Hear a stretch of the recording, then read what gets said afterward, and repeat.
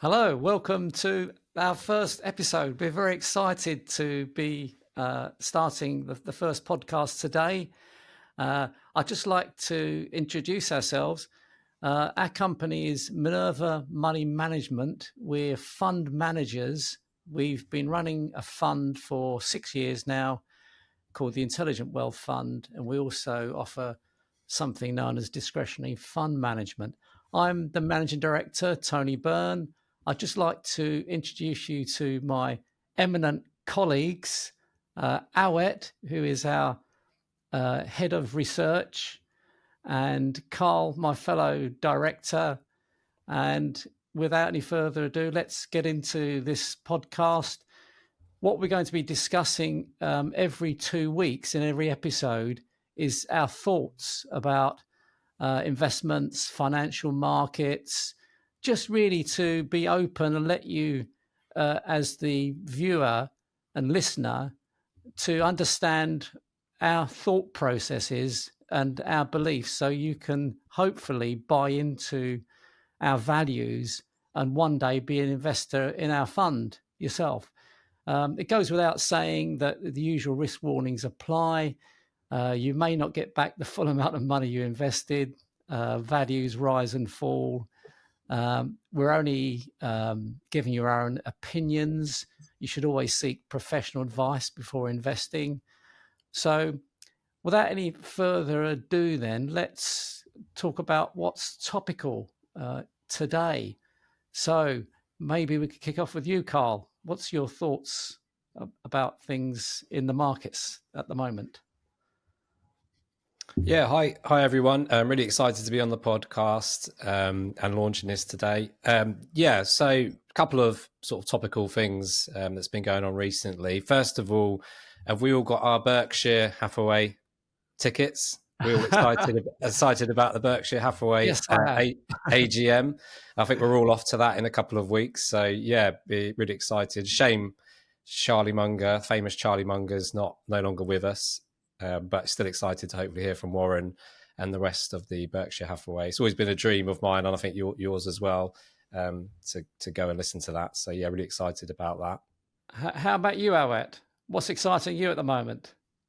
Yeah, the same as we all going to Berkshire Hathaway meeting is quite exciting to see. I've been reading about Warren Buffett for years, and I studied Warren Buffett, his material, and he's an amazing character to study and to learn more from. So I'm quite excited to go and see him in person. That's basically a dream comes to reality.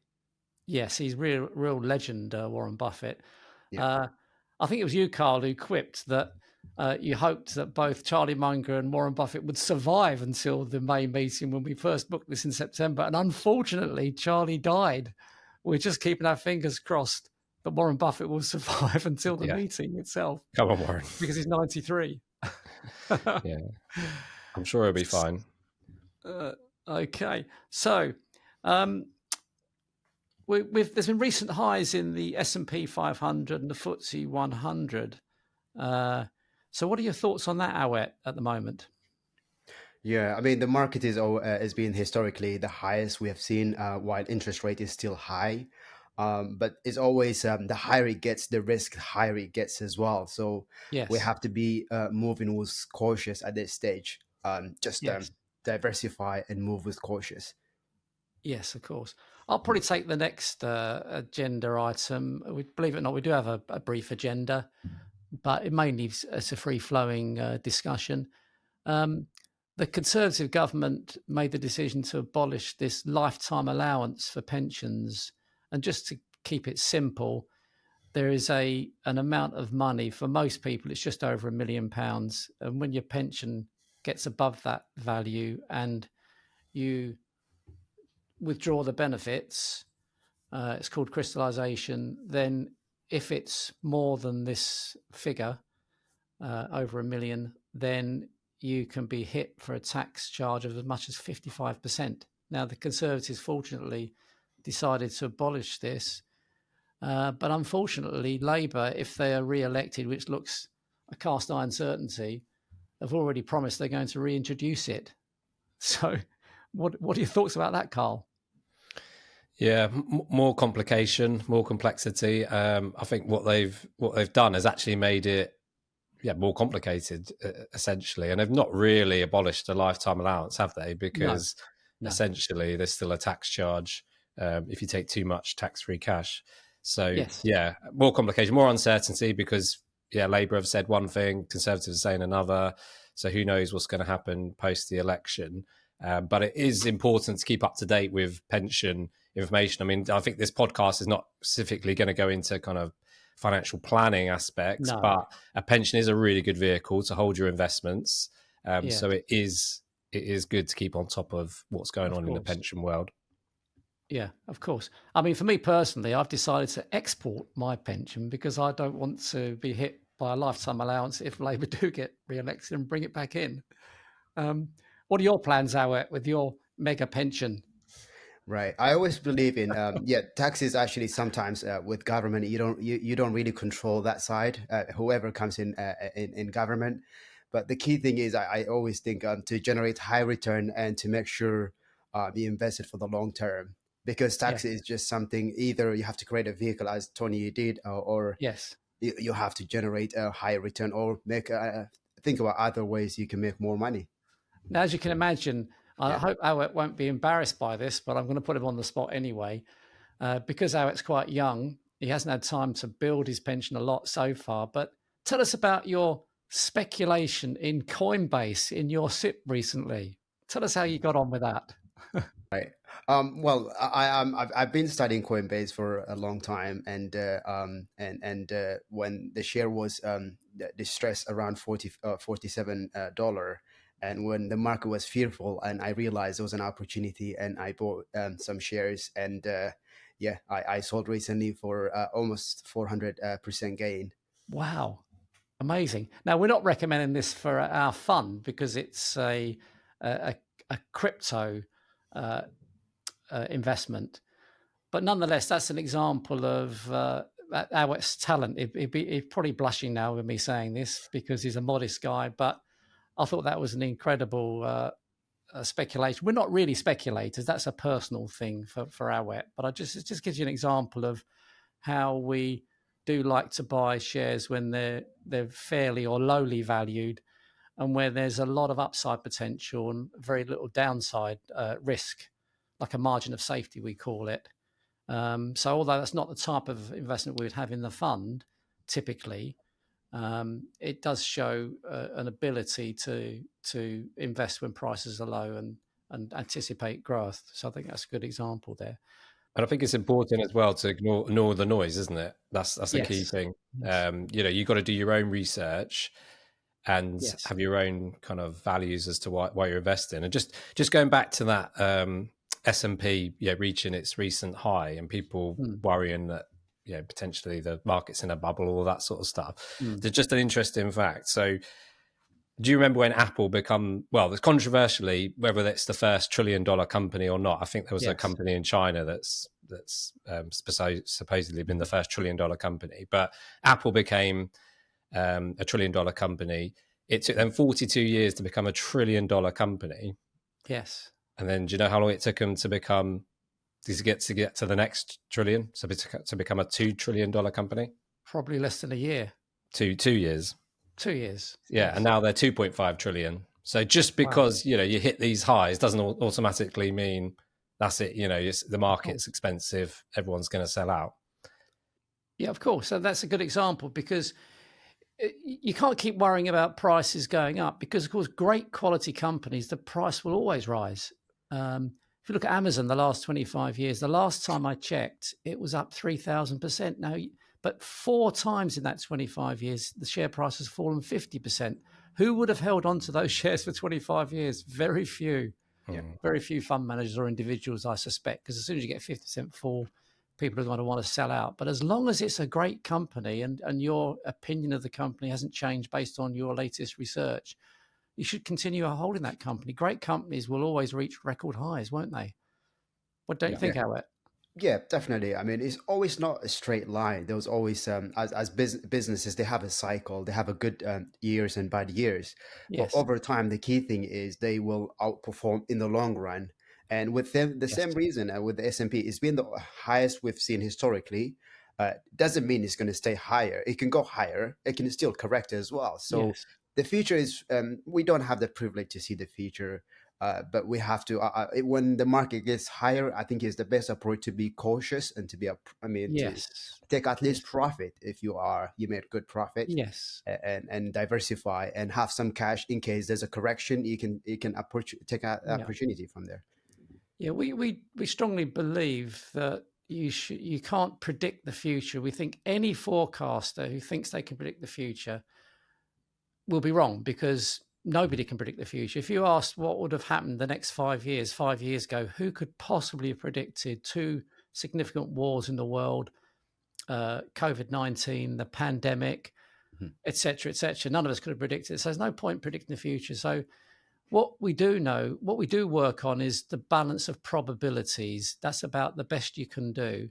And what we do know is that history doesn't repeat itself, but there's a saying that history doesn't repeat itself, but it rhymes. So in other words, similar things that have happened before tend to recur. But the ones that are most difficult to predict are the ones that were 100 years ago, because of course none of us are alive today, apart from recently Charlie Munger, who nearly reached 100, to remember that. And that's where these recurring events do tend to happen and sort of outside of our sight, because it's so far away.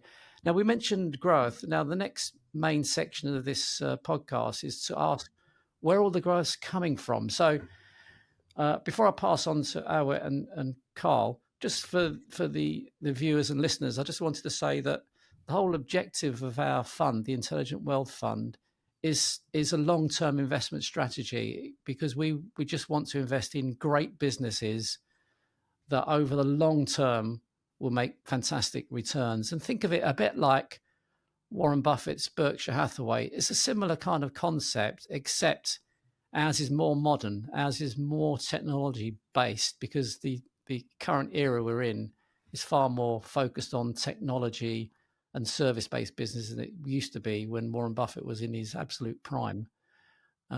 So if I can just hand over maybe to Carl this time to talk about growth, where's it all coming from? Yeah, so when building the fund, our overall objective, or when we were thinking about how best to invest and how best to achieve greater returns, we was looking at, okay, the simple option's going to be is invest where the growth's going to come from.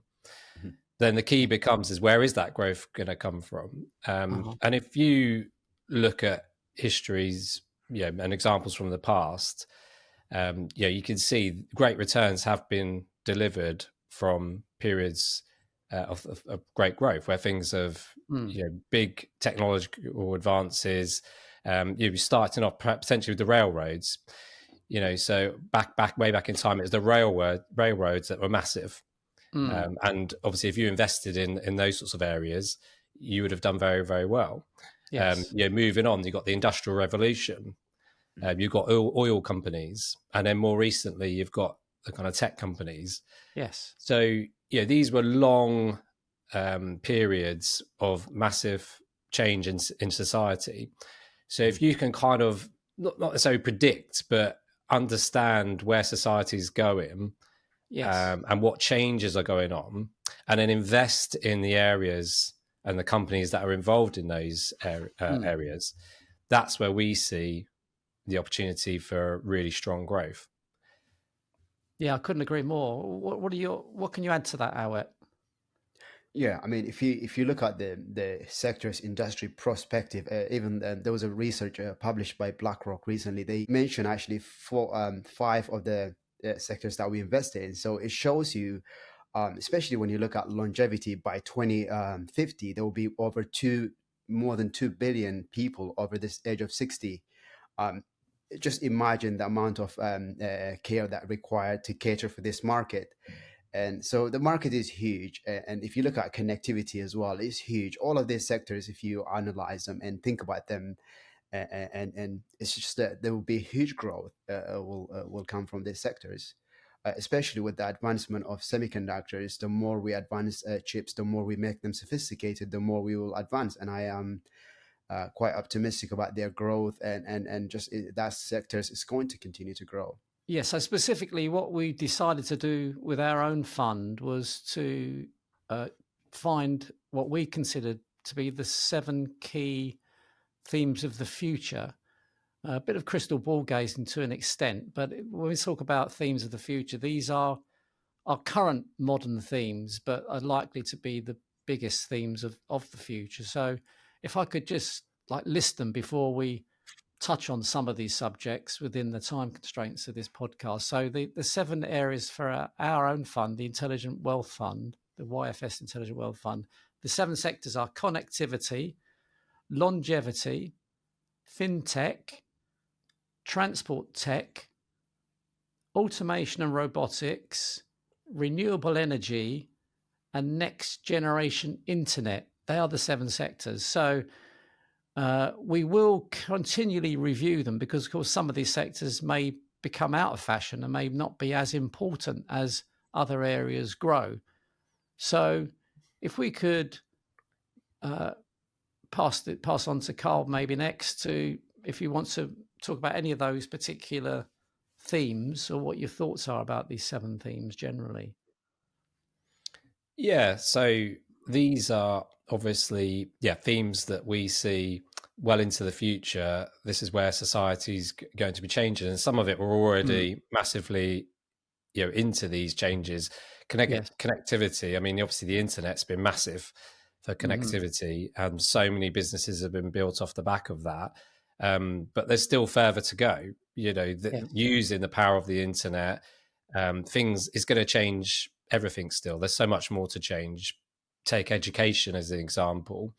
The traditional model of children coming out of the house and walking down the road to the local school, again, we see in the future that massively changing, particularly for universities as well, where you're going to have these online kind of universities, online courses, which again is already up and running. There's lots of online courses and things you can do, but proper degree subjects being able to be done from the comfort of your own home. And also this opens up other areas of the world. So sort of the places of the world that aren't developed as such, but have got people, children and youngsters willing to learn, they can access proper university grade courses and be taught education that way. That's just one example of the connectivity to come. And what about you, Carl? What about you, Awet? What do you think? Connectivity is pretty much, even the podcast that we're hosting is because of connectivity, because we have the facility and so on.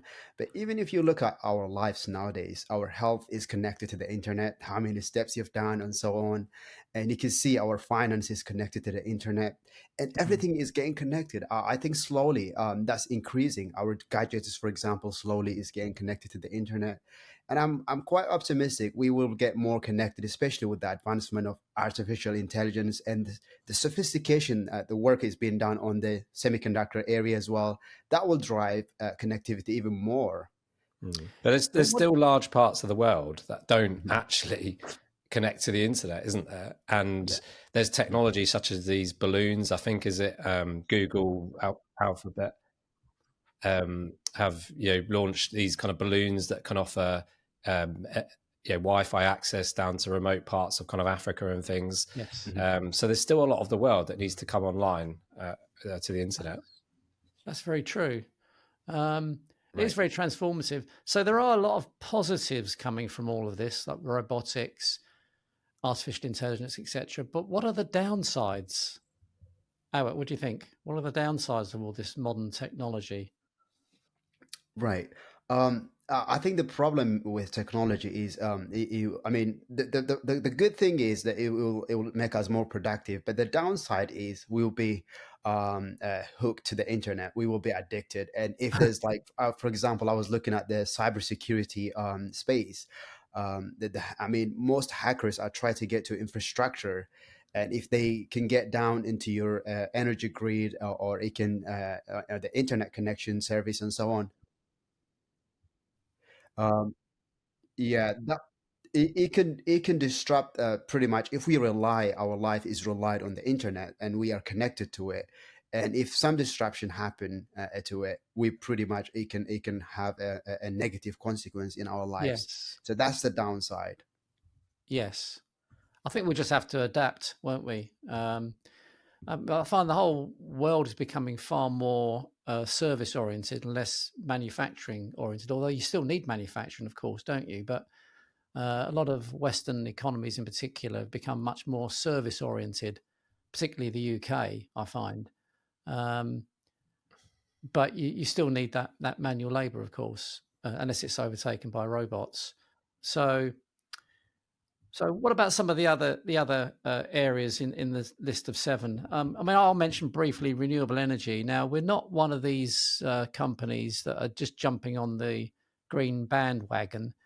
We selected renewable energy as one of the key themes of our fund, Intelligent Wealth Fund, 6 years ago, and I'd say that the ESG growth has been a lot more since then, and there's been a lot of negativity about so-called greenwashing, where funds are, dare I say it,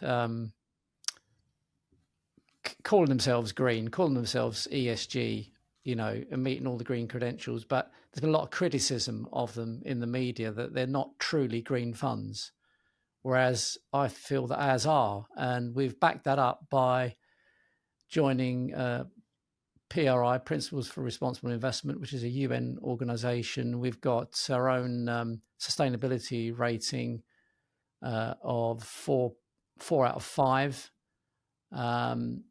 And what else have we got? We've got a B Corp status, which means that we're committed to doing things that are good for the environment, and so on. So I think we're fortunately, because although we're not a technology fund, our fund is biased towards technology companies and technology-led companies inevitably, because if you're focusing on 7 themes of the future, it does lend itself towards those types of companies. So we're not in this band of pretending we're a green fund. We genuinely are, and we think that that's a force for good. And I think that's what a lot of people will be comfortable about investing in now and in the future. So what are your views of that then, Awet?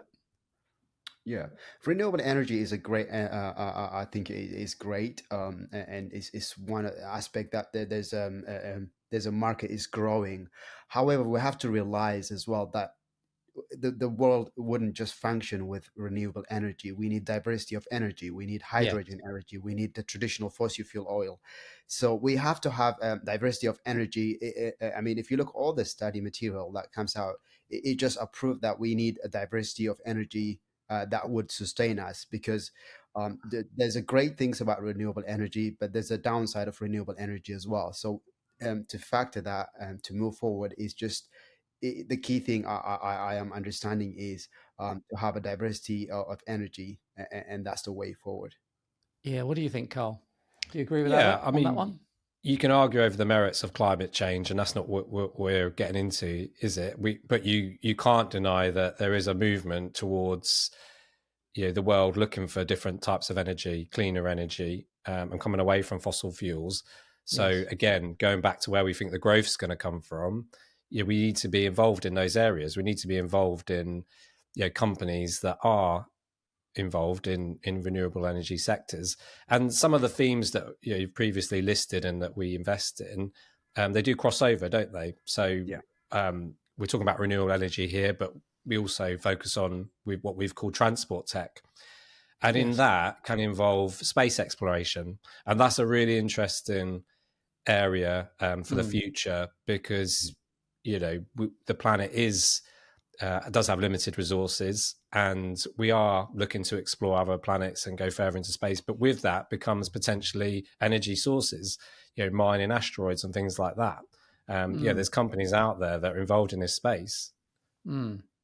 Yeah, it's a good point as well. I Interesting. think recently the US and China, they've been mining down the sea, deep down the sea, to get some minerals as well. So we will. I always think human being will always find an alternative source over time, and we will evolve as we did in the past as well. So that would be the case. Yeah, I agree. I do think there's so many sources of energy we haven't really fully exploited yet. Like geothermal energy under the Earth's surface, which is renewable and potentially, uh, it's infinite. Mhm. So there's that. Then we ought to seriously consider nuclear, like they've done in France, because it's much safer than it used to be, Mhm. and it's much more efficient and lower cost. Um, maybe fracking, although that's controversial in the UK, but it's certainly succeeded in the US. So I think we've got to be open to all these ideas. I think the idea of completely ridding yourself of fossil fuels is not something that's achievable by 2050, even if every country in the world was fully committed to it. It's just physically impossible to achieve that. So I think that's, that's just not going to happen. But there's no doubt there's going to be a much bigger proportion of energy funded by renewable energy, of course, and that's the area that we're very much committed to in the fund. So there are some other very interesting areas that we invest in as well. Um, for example, longevity is an interesting one. It's been predicted that in the next 20, 30 years, life expectancy, say in the UK, for example, as a typical Western country, could increase from age 80 to age 120. Um, and that we won't look 120. We might look 60 when we're 120. I think that's quite interesting. What are your thoughts on that one, Carl? Yeah, I think it's all about with longevity. It's not just a case of extending your life for the sake of it. It's having a good quality of life. So Mhm. it's Yes. advances that are going to improve your life as you age. I mean, Mm, we probably all know someone that's been affected by dementia or mm, cancer. There's lots of advances going on in these areas that potentially at some point in the future there could be cures for these things. Mhm. And if you go into old age without dementia, what a massive change to your life that will be. People are going to pay good money for these sorts of cures. And we've already seen advances in kind of growing organs in labs. So it gets to the stage where you might have your fridge at home, and as one of your livers packed up, you'll go in and select your new liver and replace it. It's a bit like that Only Fools and Horses sketch. If you watch that that is with Trigger and his scary. broom, he says he's had And the same space broom age. for so many years, but actually it's had a different handle and a different brush multiple times. Oh yes, yeah. So, Trigger in so Only Fools and Horses. Yeah, yeah, yeah. so He'd had the same broom for 30 years, but only he'd had seven different handles, and four different brushes over that yeah. 30 years. So So that, still that claimed could it was that the could be same you. one. You might have a different brain, a different eyeball, different lungs, different heart, but essentially, is it you? But these are potentially.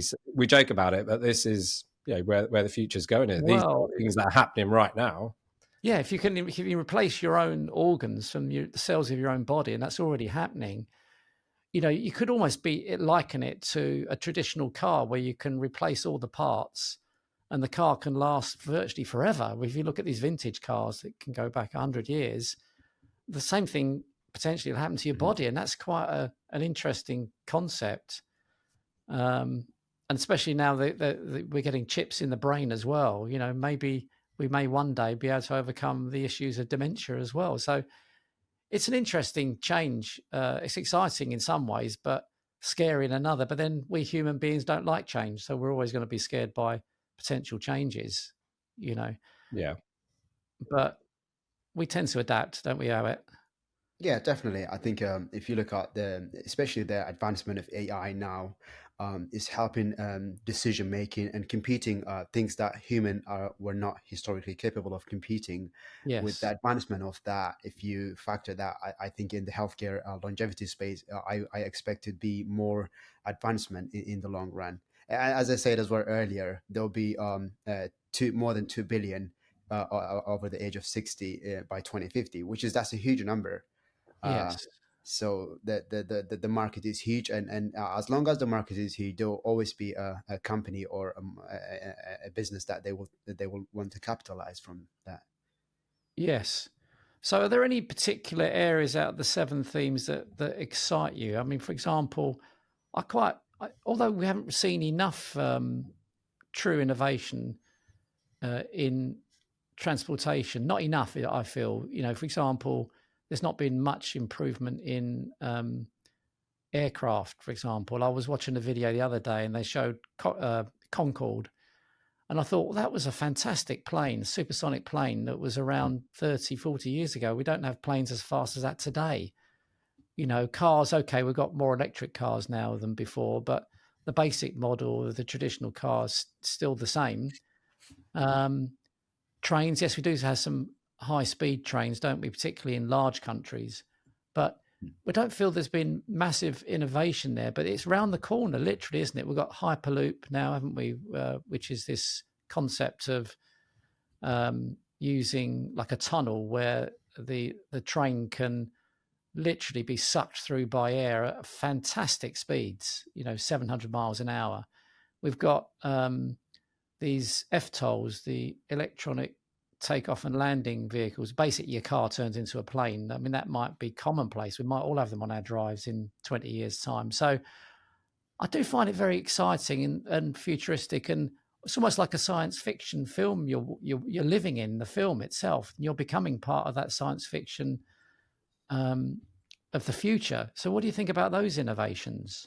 Yeah, I think the problem with airport travel particularly, I mean, I love traveling, but I hate the airport experience, going on a plane. Like you said with Concorde, we're still, the journey time takes as long as it did, maybe 30, 40 years ago. Yes. And I think part of that is down to the terrible events of happened in the US with the Twin Towers and terrorism.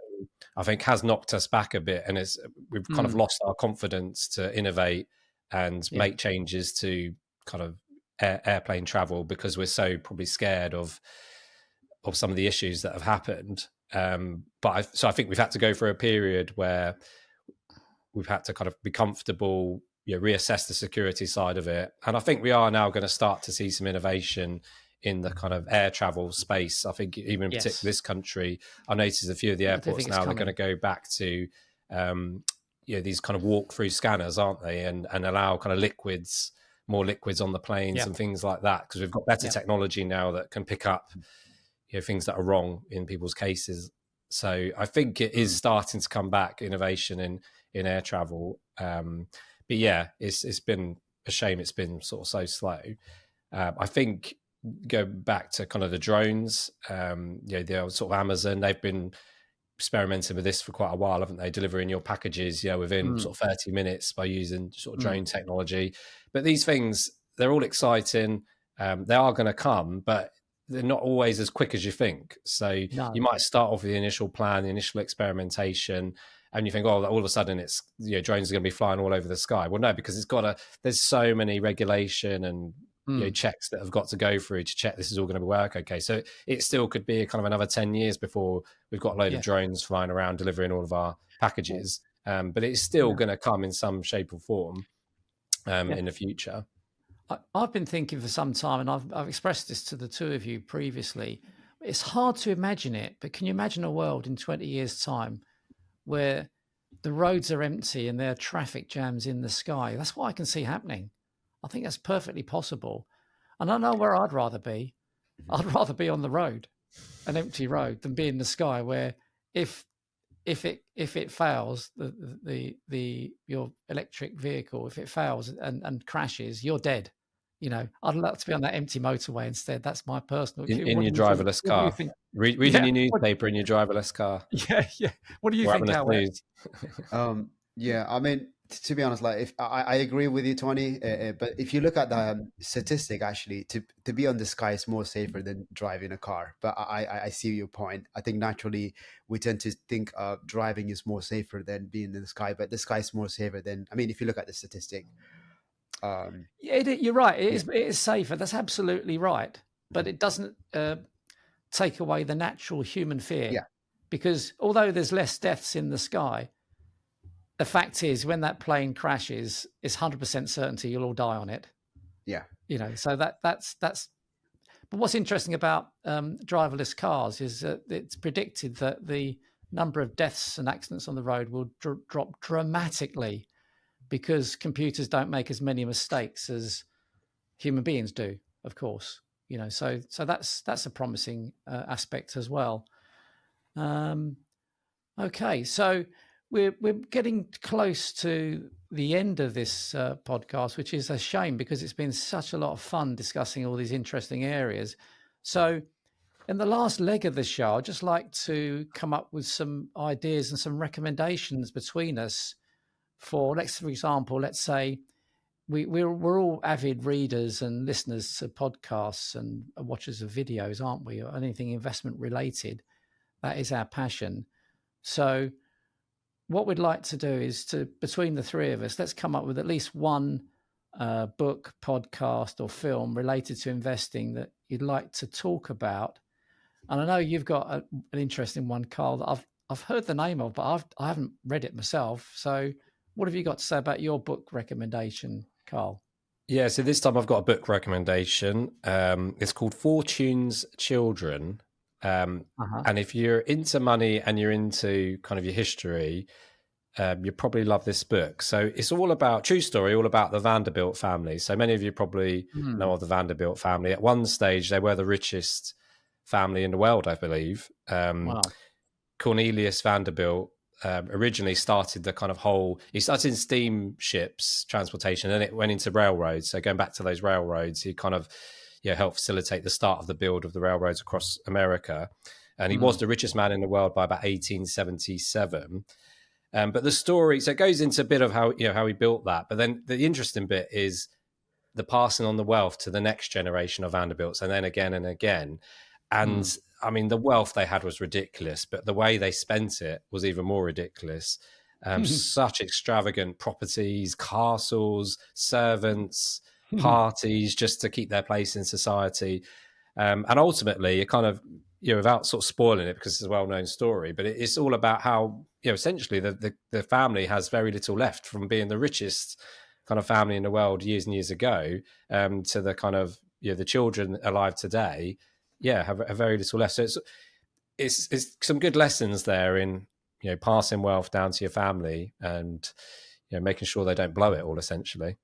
Right. Wow. That's an interesting book. Sounds fascinating. So what have you got to bring to the party today, Awet? What's your recommendation? I've recently read Richer, Happier and Wiser, and I think it's a great book. It was William Green has done a great job interviewing one of these greatest investors. And basically, when you read about these great investors, there's a lesson that you learn from each of them, and you can apply it to your life. And it can save you a lot of things. For example, the mistakes that they have done, you can learn from it, and you can apply it into your investment. So if you want to be happier and wiser, I think it's definitely the book that I would recommend, Richer, Happier and Wiser. Can I ask you, Awet? I mean, I've read the book too, and I fully agree with you. It's a brilliant book, one of the best I've ever read. I'd recommend it to any viewer or listener of this podcast. You really should read it. Can you explain to our audience why is it called Richer, Wiser, Happier, and why specifically in that order? Yeah, because I think richness is not enough. To be wealthy is not enough. You have to be happier as well. If you have the money, but if you can't enjoy it or you're not happy, there's no ultimate fulfillment of life. So life is more than just being wealthy. You have to have the balance between all of the wealth, and you have to be happy, you have to be healthy, and you have to have the wisdom to get all of this in one. What my understanding of the book was, and this is an interesting one, because it's very easy to decry wealth and the accumulation of wealth and like make it out to be a bad thing. There's this old reputed saying that money's the root of all evil. But in fact, William Green turns it on its head and he says, it's all very well decrying wealth, but you need wealth because the wealth leads to the next two things. It leads to wisdom, it leads to happiness. And I know that money itself doesn't make you happy, but if you haven't got any, it's a flipping difficult life, isn't it? So I think he's got it right. He's got it spot on. And I think that's quite an interesting perspective. And most people don't think that way. They just think, oh, it's a bad thing to want to be very wealthy. But it is if you have emptiness in the rest of your life, if you just accumulate money for the sake of it and you never spend any or never give money away or do good causes, I think that's a good point. But if you want the other things in life, the best things in life, which are free, it is facilitated more if you've got wealth in the first place that frees you up to do those other things. So that's what I got out of it, and I thought it was a brilliant book. One of my best books I've read in the last 12 months was 100 Baggers by Chris Mayer, another fantastic author. And in fact, this is I wouldn't say our fund is based on 100 Baggers alone, but the principles in 100 Baggers we do follow. Now, what is a 100 bagger? What it means is that you invest in an investment that is capable and that does in fact grow 100 times. So if you invest £10,000 and let's say that investment grows by 20% a year over 25 years, that means the value will have increased 100 times. Now it sounds impossible, but this is the amazing result of compounding. So there are many companies that have risen in value by 100 times or more. And we've already spoken about some of those companies today, like Amazon, for example, and Google, Microsoft. All these companies have had this fantastic rises in value. And it's not overnight, and it's based on 10 rules to follow. And I can't mention all 10. We haven't got time to do that today, but it covers things like investing in companies where you've got a visionary founder owner that still has skin in the game, they call it, still owns shares in the company, like, for example, Jeff Bezos, that still owns 10% of Amazon. That's a good example. It would include investing for the long run, not buying and selling just on a whim, just when the markets have fallen temporarily, holding the shares long term. It involves investing in companies that focus on growth, and they're not just got short-term goals, and so on and so on. So there's lots of great factors. And the great thing about this study is that Chris Mayer based it on a similar book written 30 years previously, but he just modernized it. And when you look at the rules, I mean, a lot of these rules are very difficult for human beings to follow because patience isn't a natural skill that most people have got in life. And also, when markets fall, when your share price falls temporarily, it's natural to be fearful and want to sell. So it takes quite a lot of stoicism to hold on to a company's shares when the price has fallen. But as I said earlier, as long as it's a great company and you haven't and it hasn't lost its way, the market can be very fickle in the short term. And don't worry about short-term movements if you still believe in that company. You've researched it very well. So Chris Mayer's book, I thought, was quite revolutionary, and a lot of the principles of it we do apply to our own fund. We do think that you've got to invest long term.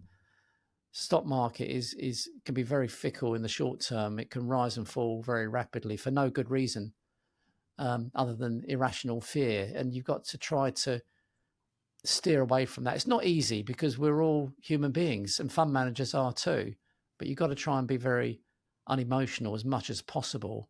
Very difficult, so it takes a lot of self-discipline. That's why we find it useful to work as a committee, the three of us, because we can bounce ideas off each other and talk common sense into each other. If any of us are feeling maybe a little bit emotional or irrational, that we can talk it through and keep ourselves on track and stick to the principles of how to invest sensibly. So there is that. Any other interesting films or podcasts you've noticed recently you'd like to bring up? Yeah, I'm a big fan of the Investors Podcast. Yeah, that's I really good. pretty much listen to the Investors Podcast pretty much every whenever I have free time to listen to a podcast. That's the first podcast I go to. How about you, Carl? Is there any podcasts you're particularly keen on? Podcast wise, yeah. I mean, there's sort of loads listening to at the moment. I think trying to remember the guy's name. He does a lot in the sort of psychology of money. There's Morgan Housel. That's it. Yeah, he's really good. Yeah, I mean, I think he's a bit sporadic how he does his podcast. I think he sort of does it when he almost feels like it has something really interesting to say. But two of his books are fantastic. Psychology of Money and The Same as Ever.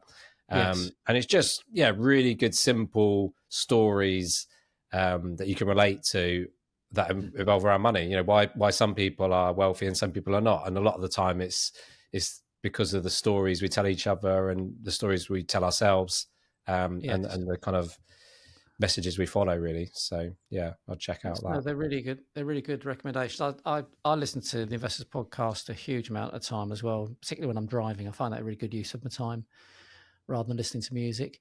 Anyway, guys, we've reached the end of our very first podcast. I don't know about you, but it's been fantastic. I've really enjoyed it. It's been very stimulating. And I really thank you for your time today. Yeah, so looking forward to our next episode in 2 weeks' time. It's been great. Yeah, looking forward to the next one. Thanks for attending. Thanks. Thank you for joining us today. Please help us spread the word by sharing this podcast with your family and friends. And don't forget to subscribe.